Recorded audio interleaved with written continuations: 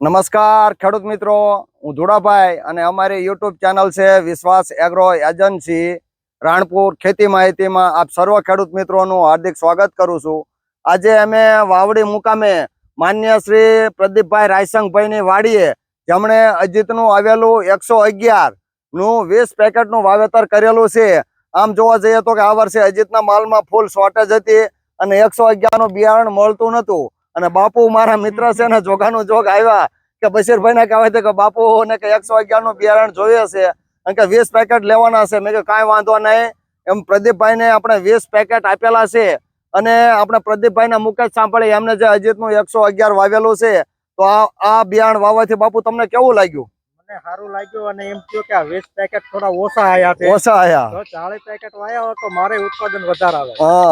એને સામે મારે 20 પેકેટ જ મળ્યા 20 પેકેટ જ આપ્યા. 20 પેકેટ આવા છે. બધી વાડીએ થોડા થોડા વાવ્યા છે પણ 20 પેકેટ તમે ગમે એ વાડીએ જાઓ મારું હજી 111 આ ટાઈપનું છે.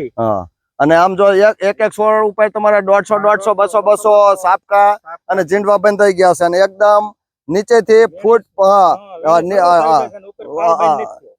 ઉપર ફાલ બંધ થયો અને તેને નીચેથી વીણી ચાલુ થઈ ગઈ છે. અને આખો ખેતર કે આખો ઘેરો તમે જોઈ શકો છો કે એકદમ અસંખ્ય 200 200 250 સાપકા જોવા મળે છે. એટલે ટૂંકમાં અજીતની જે 111 વેરાયટી આવેલી છે એ આમ કર્યા જેવી ખરી ને બાપુ? અને બધું 111 જ કરવું છે, બીજું નથી વાવવું. 111 એટલે હુકમના 3 એકા ગણાય.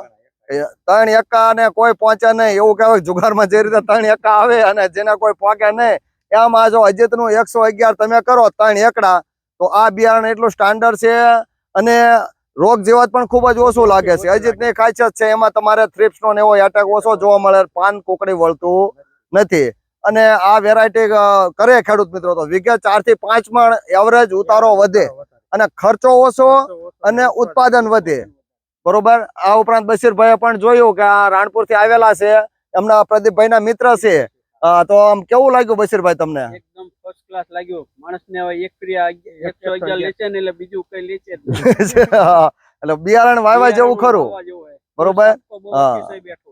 એટલે હું વિશ્વાસ એગ્રો એજન્સી ધુડાભાઈ, તમને જો ખેડૂત મિત્રો આવતા વર્ષે તમારે અજીતના 3 એકા કરવા હોય તો તમે અમારી દુકાનનો સંપર્ક કરી શકો છો અને વાવેતર કરી શકો છો.